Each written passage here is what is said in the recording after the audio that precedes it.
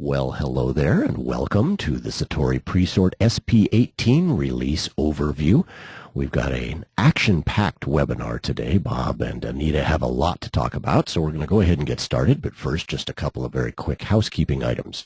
Number one, if you'd like to, you can connect with Satori Software via Twitter and on LinkedIn or Facebook. We'd love to chat with you there. In fact, you might even bump into Bob on LinkedIn.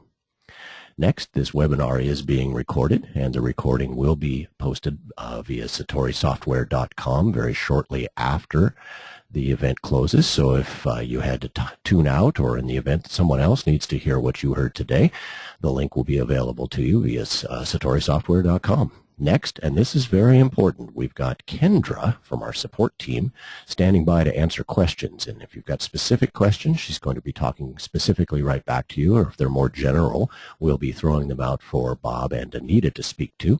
So please, the question box on the right-hand side of your screen, let's see if we can't play Stump Kendra with this one. I know that she's cringing on the other end at this point, but we're going to go ahead and try to get those questions in so that we can stump Kendra.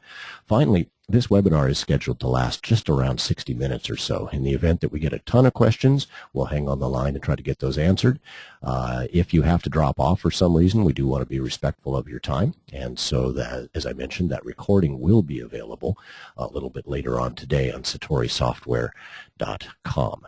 Now, as I mentioned, we've got an action-packed crew here today and quite an agenda. First off, in the studio, we've got Bob Shimmick, the Senior Director of Postal Affairs for Satori Software.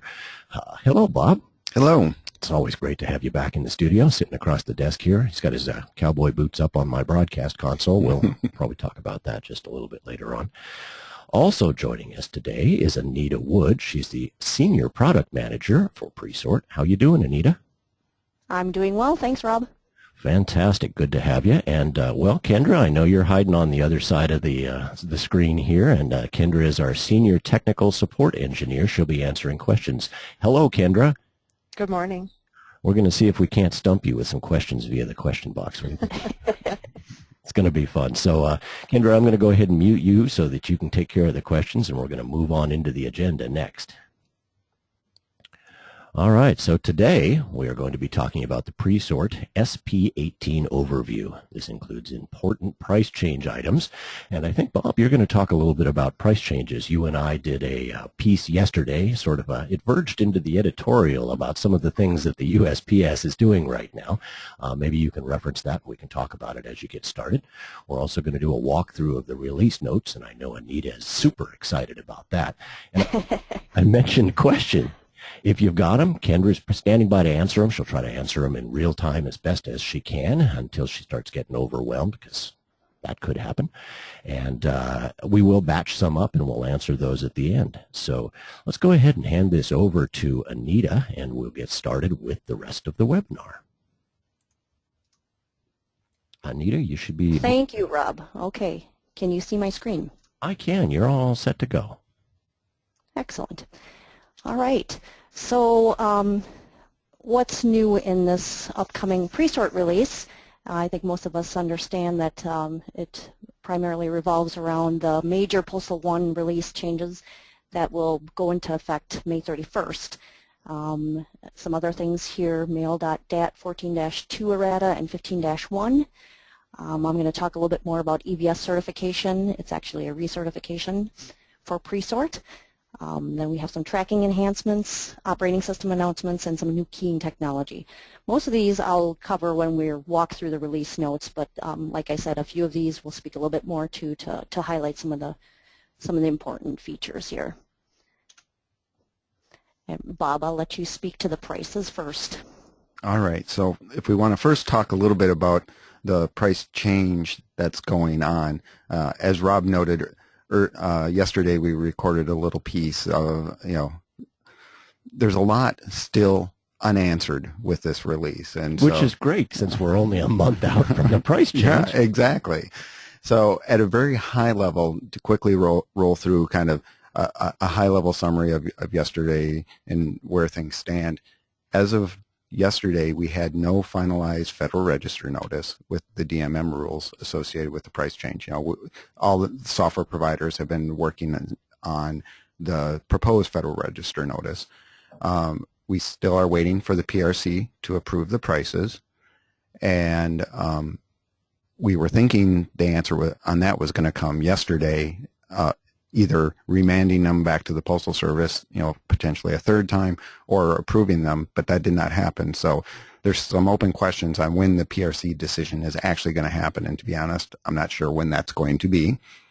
And then the last note is June data is getting published by the Postal Service today, because it is May 1st, and we were notified yesterday that some of the changes coming with FSS Prep is not going to be supported in the data that the Postal Service is publishing, because the PRC has not yet approved the prices. So even though this data doesn't go into effect until June 1st, it's not going to be there, which means it's going to require potentially a second update of June data, and we'll have to potentially deal with that.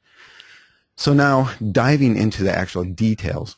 So Bob and I did do a commentary on the SatoriSoftware.com blog yesterday. So if you're interested in that, go to the SatoriSoftware.com website, go to the blog section, and you'll see that Bob and I have been very active in there, sort of with the audio discussions of what's going on. In addition, just a heads up, we do a Monday morning postal update. We call it Postal Affairs, where Bob talks about all of the latest developments in the postal industry and things that affect mailers. So if you're interested, check that out Monday mornings. It's on the SatoriSoftware.com blog.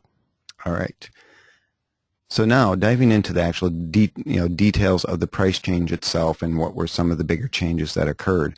The first one is related to the FSS preparation. And really the preparation itself really hasn't changed. What has changed, though, is the Postal Service has proposed new FSS-specific pricing. And so if we're looking at, for example, standard mail, in today's world in FSS Prep, you could have potentially up to 7 different prices within an FSS scheme bundle. When we get to the new prices, there's only going to be 2 rates, and there's FSS barcoded and FSS non-barcoded.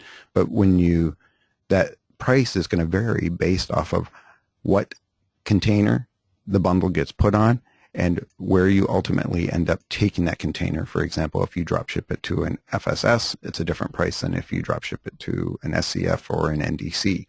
And so this has created a very interesting challenge for anyone that's trying to do an analysis of what does this price change mean for their mailing. And because of all the different changes going on, it's nearly impossible to get your arms wrapped around it, lacking software where you could run before and after scenarios. So that is one of the bigger changes that you will see, and every mailer is going to have to take a closer look at that. The other thing is, as noted there, they've expanded the DFSS dropship discount. In today's world, the only thing that is eligible to go to a DFSS facility is an FSS scheme pallet.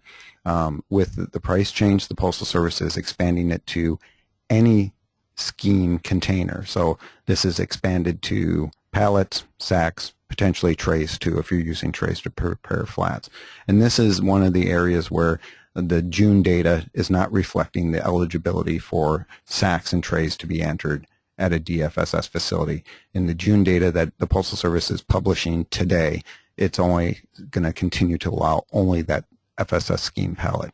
The other expanded dropship opportunity here is related to FSS facility pallets.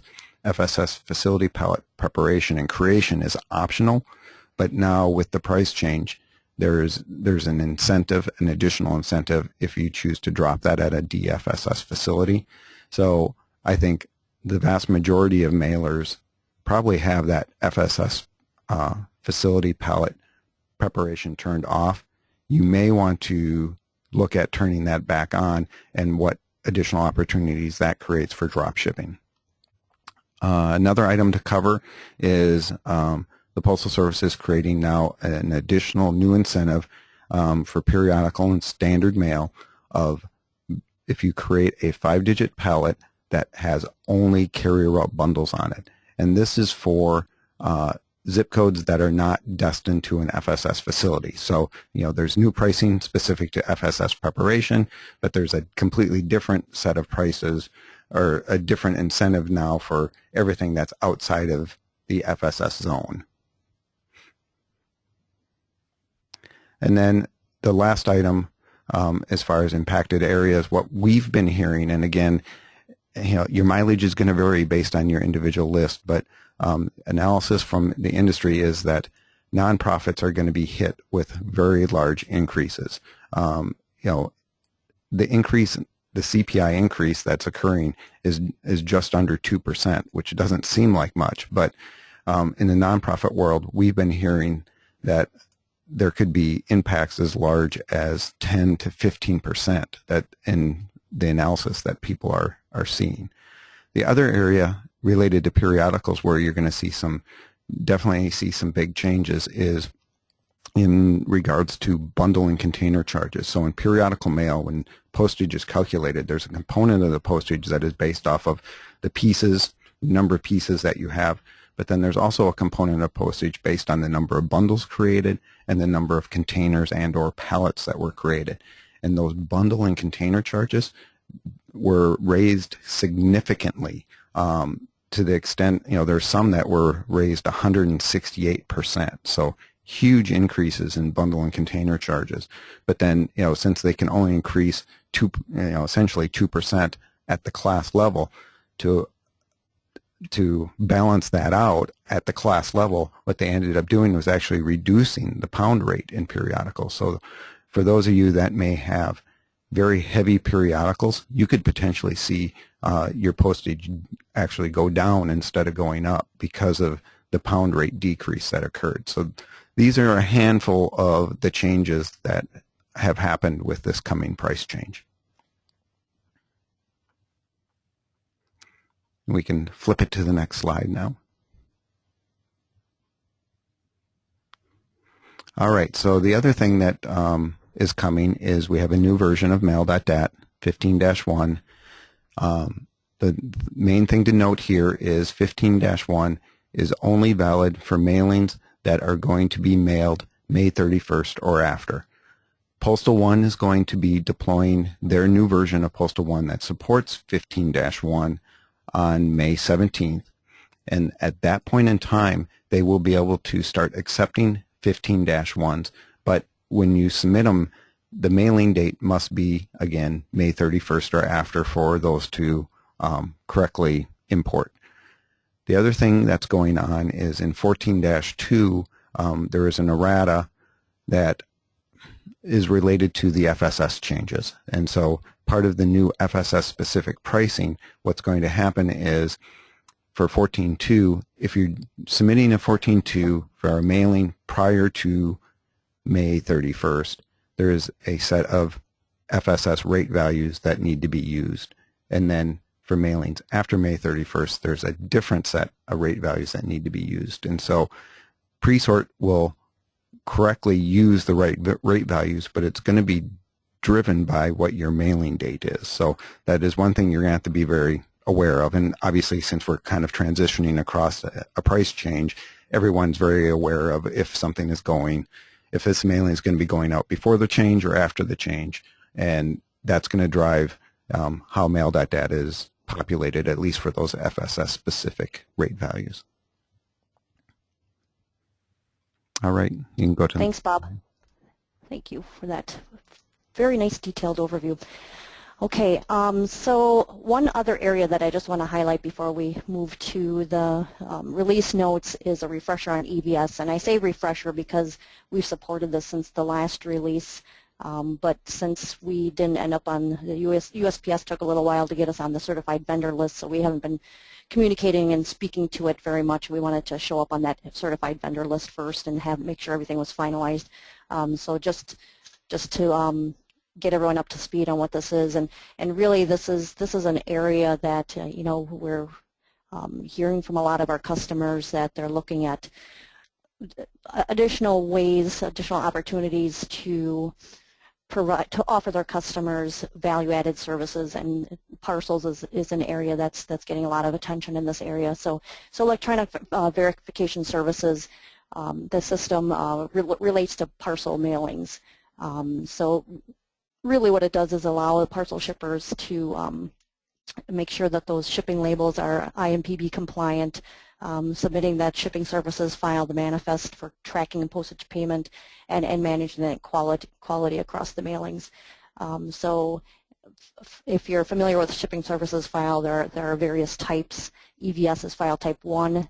It's not part of the regulatory requirements yet, and I've added yet here because you can see the last bullet there. USPS recently started signaling that they'd like to push all parcels mailers to EVS.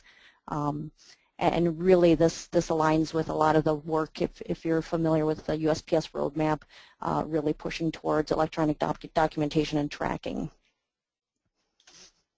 Some of the benefits you can realize by participating in EVS. There's piece level tracking at no additional charge, and just a little example there, the free tracking saves you 20 cents per piece. So if you're doing 5 million pieces a year, that's an easy $1 million savings right there. Access to future enhancements. Essentially, that's about the USPS making sure that if you want to benefit from any new products, services, or offering, they're going to require the use of the shipping services file. You can use a single national permit account for all the mailing sites. There's no permit imprint application fee, and really another area here is that it eliminates the need for a postal clerk. Some additional values: you can bypass the acceptance verification at the BMEU and enter mail directly at origin or destination facilities. Entry times, flexibility with fast appointments. You no longer need to submit the 8125 for drop shipments, and you have that visibility on Postal One as well. So if that's an area, if you're considering adding parcels as a service for your customers, we do support the EVS certification. We are certified now. We're on the certified vendor list, and we can provide a lot of support in that area for you. Okay, something else that's new with this release that I want to make sure that you're aware, we have new keying technology. In the past, we've been using the SAP License Manager that came over from when we acquired the products from SAP. And we've replaced that. We have our own keying technology now. So what you want to pay attention to is that you will, all of you will need this key file. It's a single key file unique to your organization, and it's required for both the base product and the add-on features. So even if you don't have add-on features, you will need this key file. The key files were generated and delivered earlier this week, and we sent those to any primary contacts for your organization. So if you have not seen that key file, please contact the primary contact for your organization. And if you're having challenges locating that person or finding that key file, please contact support here at Satori. Some of the add-on features, just for your information: air freight boxes, EVS, like I mentioned, mixed class co-mail, and name optimizer. Okay, so that takes us to the release notes. All right, so obviously these are draft yet. Like Bob mentioned, nothing's really final, so we do not want to make this a final documentation at this point. But at this point, we're comfortable sharing what's here in the time being.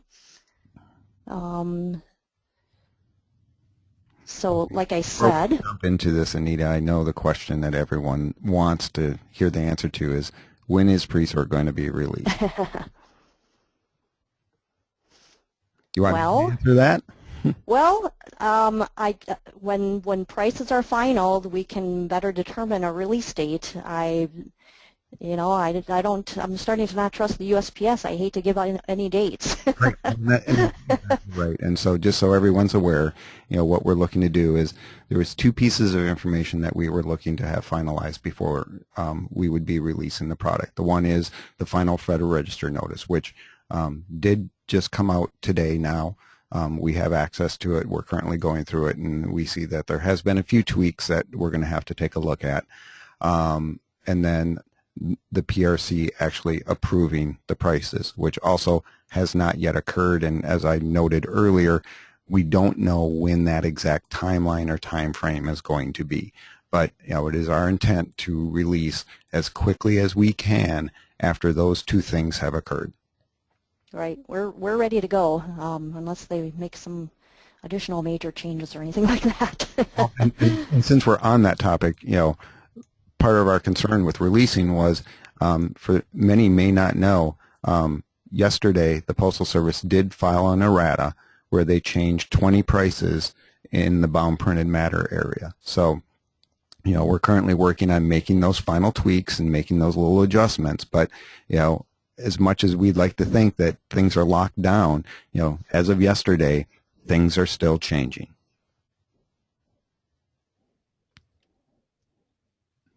Yes, so a non-answer is what I can give right now.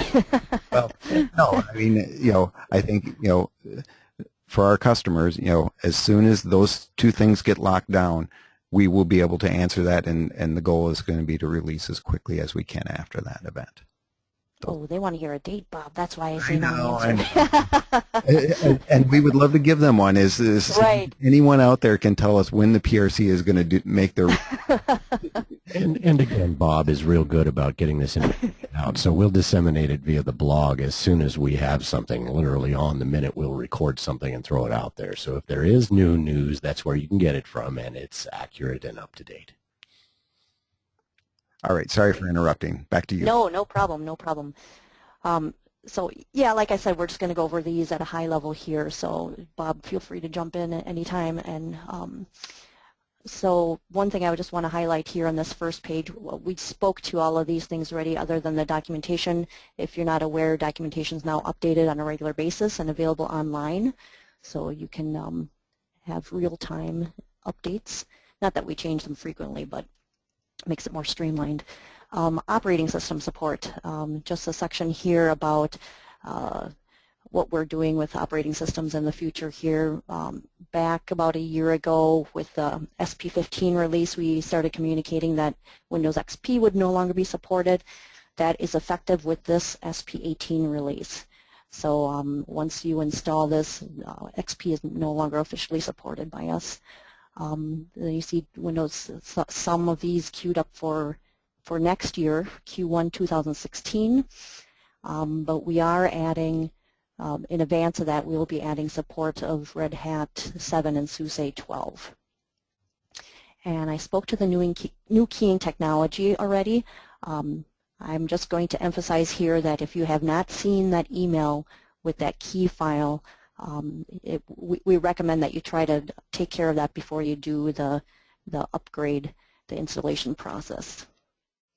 And this document also includes, that email notification includes instructions for installing that license key file, and it's also a section at the end of this the release notes document as well. Uniqueness tracking. So there are a couple areas here. Really, this is about helping you streamline, automate a little bit more, and manage jobs across the process a little bit better. So we have two variables here in the intelligent mail block, $date plus N and $job. The plus N, you can go up to 60 days, $date plus 60, and that allows you to that helps with tracking for performance as well, because if you have a static date there, you might end up a year from now still tracking back a year, which kind of decreases performance and any kind of querying in that kind of database. So just a couple of enhancements there for your uniqueness tracking related to full service. Rate case, Bob spoke to that already. Here you'll just see a specific list of where the price increases are, where some of the rate changes are, and then the new rates related to the FSS and carrier route. And in Bob spoke a little bit to the mail.dat 14-2 and 15-1. In this section, you'll see some of the specific changes. That first section here, some value description changes. And if you move a little bit further down, you'll see new values, a table there for that. Changes in 15-1, there's a new extra piece detail record, and really if what that's all about is to help you uniquely identify who owns the move update duty, so to speak, and who owns piece uniqueness. So when you're managing your reports and your results, you know, troubleshooting and going back and figuring out where things have happened. So and just to jump in here, Anita, to go ahead. provide a little bit of background about this new record and where it came from. It actually was a result of an MTAC work group, MTAC Work Group 163. It came as a recommendation where the industry was looking to provide additional information and flexibility around who were the parties responsible for uniqueness tracking, who were the parties that were responsible for move update compliance. This is going to become more and more important as we move forward, as the Postal Service is looking to start doing postage assessments. And so industry had requested this, and it was added to the specification. But the important thing to note, at least with this record, the Postal Service has chose, at least for this release, not to support it. So even though the data is there, Postal One will not recognize this file. But we believe that there's still value to the industry, and if they want to communicate this between various parties, so when we actually do get to postage assessments and you're trying to figure out, okay, who was responsible for the errors, there is additional information in the mail.dat that can point back to the responsible parties for either uniqueness tracking and or move update. Thanks, Bob. CSM record changes. The IM container, IM tray field was split into two fields, one for the final, one for the original, if you need to track those separately. And then we have some other record changes here, MPU record changes again to help uniquely identify the party responsible for a move update. PBC and PDR record changes. Yeah, a lot of these were around that same type of thing related to Workgroup 163 and invoicing. The data was added in different ways within the specification based on different scenarios that mailers may have as far as who's doing move update, who's doing uniqueness tracking. And right. Keeping in mind, uniqueness tracking is at multiple levels. There's, tracking of uniqueness at the piece level, but then there's also at the container and the pallet level as well. So as we're going through this, you're going to see all of that in here. Okay, yep. And then the next section goes into just more detail about the EPD record and how to use that with pre-sort, input fields, new parameters related to that. So I'm just going to scroll through that. So here are the related parameters in pre-sort. Moving on to the other changes section, there are new SIN codes for FSS, and we do support those. Here is a list of those. And there was a parameter that is no longer required by mail.dat, so we removed that. There is no impact on you here. It's just we're just communicating that we're removing unused, unrequired information here. Some new posting values here, piece rate, AP piece rate, related to the new FSS piece rates. Okay, and then there comes a longer section here just showing you how the reports were impacted based on all of those changes. So I'm just going to skip over that. If you have specific questions about that, please just post them in the question box. So one thing to note as we're going through this section is there are, due to the additional rate values that were added, also additional columns had to be added to certain reports, which then stretched them out beyond the current maximum width. So you may So just, it's one of those things you're going to have to take a look at and see if that impacts you, because there may be a handful of reports where we're going to need them to be wider than they were in the previous release. Right. Postage statement changes. This, in the release notes, there's just a kind of a notable changes list, and you'll see this link here on Postal Explorer for a full list of the changes that were made to postage statements by the USPS. So feel free to access that link and get the full details on that. Okay, and then we're coming on to the end of this here.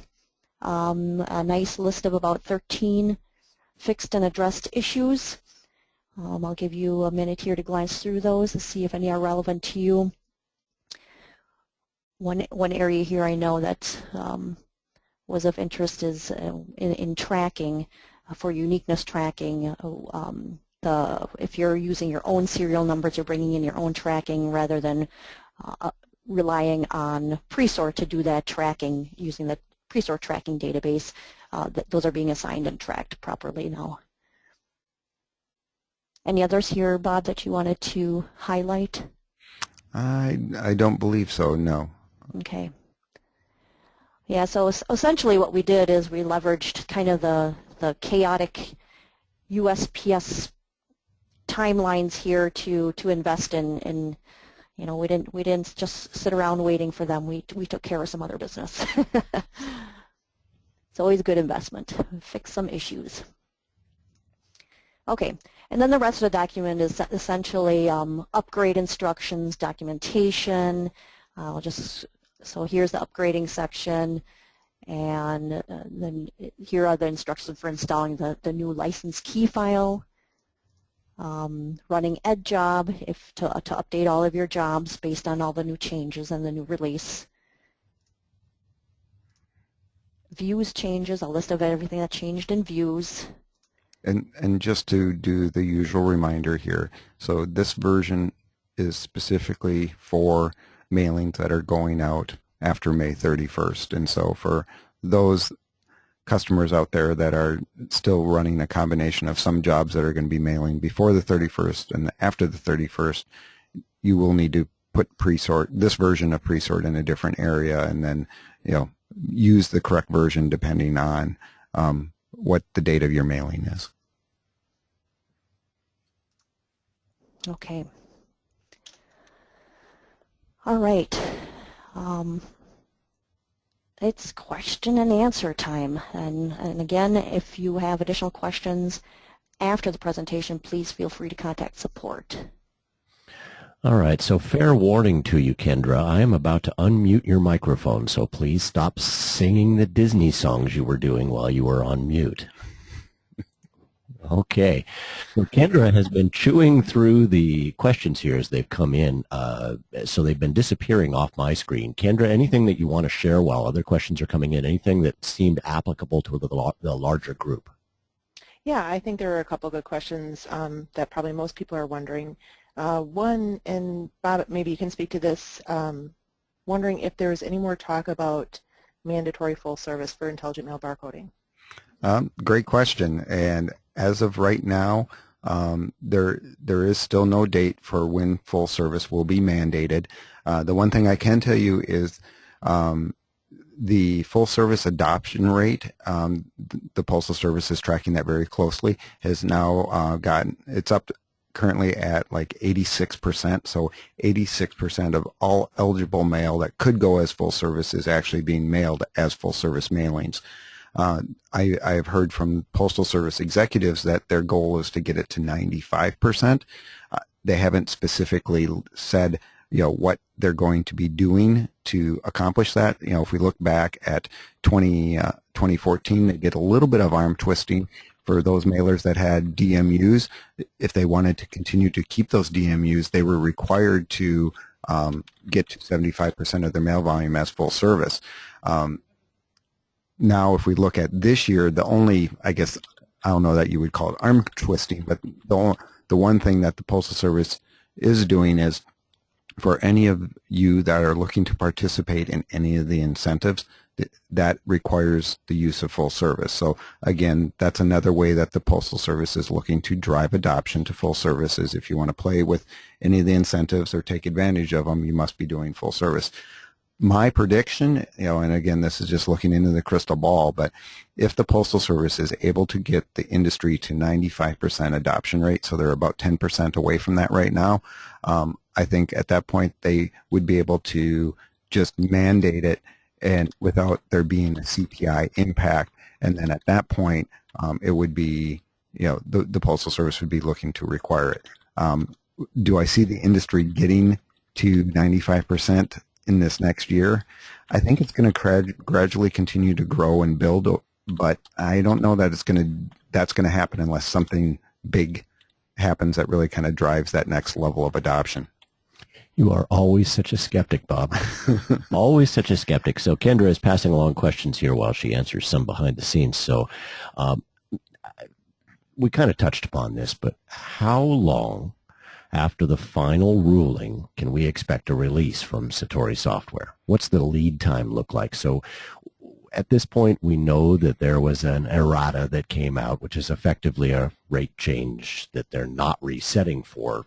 We discussed that in our audio blog, but how long, assuming that that's locked down at that point, before a release can come out? How quickly can we turn this around? So I'll take a shot at this, and then Anita can tell me where Be careful. I go today. But so we've had two things. So we had the errata published yesterday, and so the team has already jumped on that and has worked on making the necessary tweaks to that. The other thing that happened is, as of this morning now, we have the final Federal Register notice. The team has started combing through that. There are a couple of things that we need to take a closer look at just to make sure things are squared away. The goal, so let's say hypothetically that the PRC comes back with their answer on May 7th, which is next Thursday. Assuming there are no surprises in the Federal Register, and there aren't any additional erratas that the Postal Service files between now and then, I think within a matter of days we would have a software release available after that final decision gets made. Is that an acceptable answer, Anita? You did just fine. All right. Okay, Kendra has flagged a question for me here. It says, what happens if we have drops starting in May before the rate change and some go after? Which version do we use, or do we have to break up the files by mail date? Well, that's a great question, and so I think I'm going to answer it one of two ways.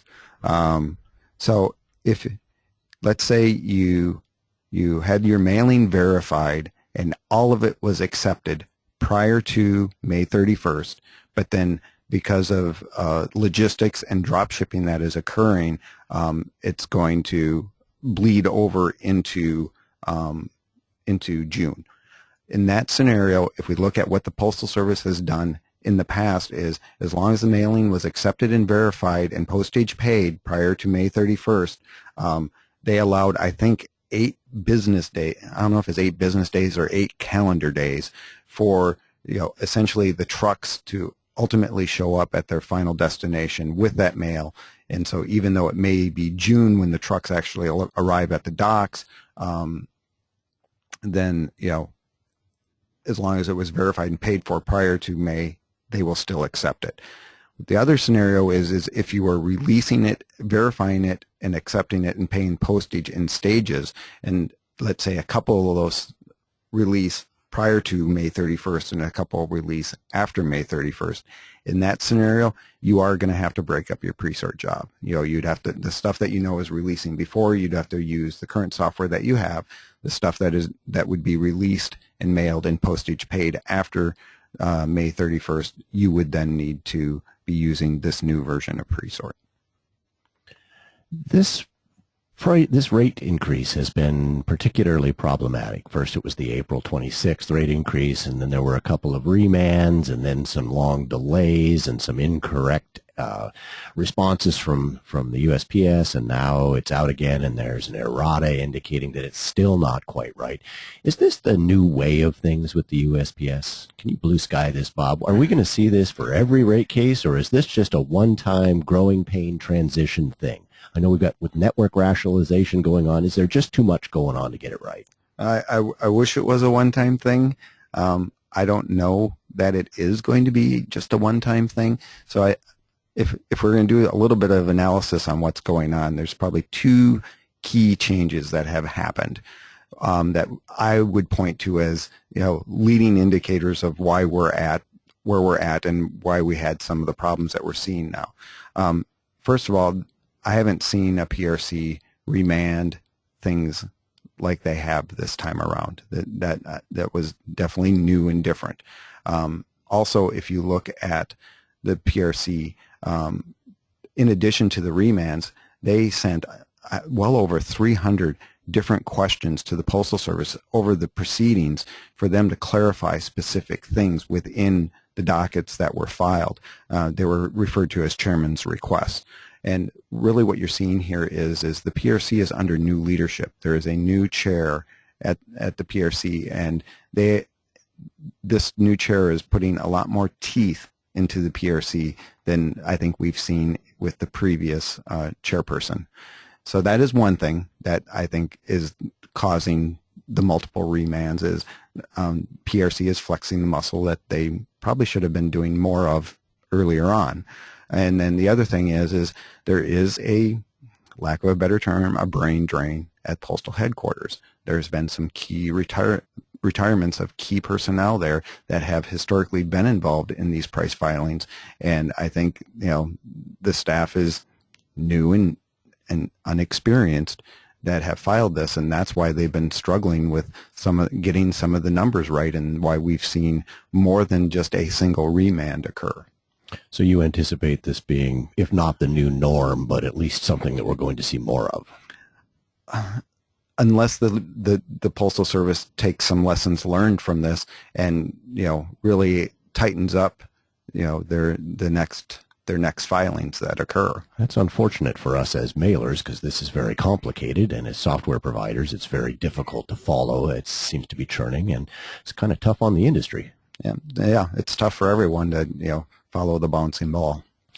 Okay, Kendra, gonna unmute you again here. All right, stop singing. Any more questions you want to throw out here?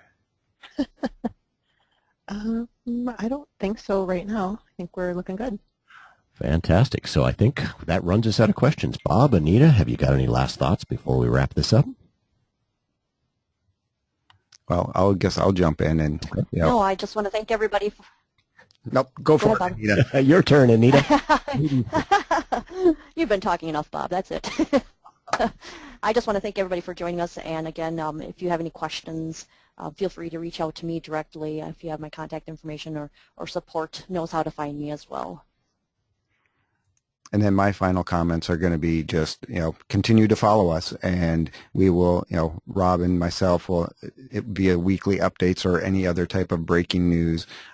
We're doing our best to get in here, share that information, get it out to everyone. So please follow it along, and that will be probably your best method of staying up to date with the latest and greatest of what's going on and what's happening and when all of this stuff's going to take effect, and when you're going to see software and all that kind of good stuff. Yeah, I can't stress enough that that's an avenue that Satori Software is investing very heavily in. They've brought me in. They've got Bob and Anita and Kim Mock and many others who are now available and who are blogging and are doing stepping into this beautiful broadcast studio that they built for us. We're trying to make sure that that news gets disseminated. So if you're not subscribed to our blog, I promise it's worth your time. You're going to laugh and cry with us as we work our way through the releases, and we talk about things that are coming in the postal industry, and occasionally it gets a little lightheaded or lighthearted is where I was trying to go with that, but Bob's fascination with licking stamps comes up periodically. But join us for the Postal Affairs program and also the sort of breaking news stuff that we've done. I do want to thank everyone who attended today, specifically Bob Shimmick, our Senior Director of Postal Affairs. Bob, always great to have you in the studio. Thank you. Anita, always wonderful to have you. I appreciate you stepping through those release notes. Those are complicated to peruse on our own, but it's always good to have them interpreted for us. You're welcome. My pleasure. And Kendra, hiding back there in the background, the Disney songs were wonderful in my headphones. I appreciate that sort of happy place that you went with that. Thanks, Rob. No response. Thanks for answering all our questions, too. So thank you to everybody who tuned in today. There's going to be a brief survey presented to you at the end of this presentation, and if you would take the time to fill that out, we'd love to hear what you think of this webinar and sort of things that we can include in future webinars to make them more valuable to you. That is the only way that we get feedback on these, and we really do want to make sure that these webinars address what you want to hear. And as I mentioned, this webinar has been recorded, and a little bit later on today, I'll be posting it up on satorisoftware.com. In the event that you can't find it there, feel free to email any one of us, and we're easily found, and we can direct you to it. Otherwise, we may even send out an email with a follow-up containing that address, but feel free to go back and review in case there's something in there that you might have missed. For Satori Software, I'm Rob Perrin, and I am the Director of Multimedia Marketing. Once again, I want to thank you personally and from Satori Software and for attending this webinar, and we at Satori would like to wish you smooth mailing ahead.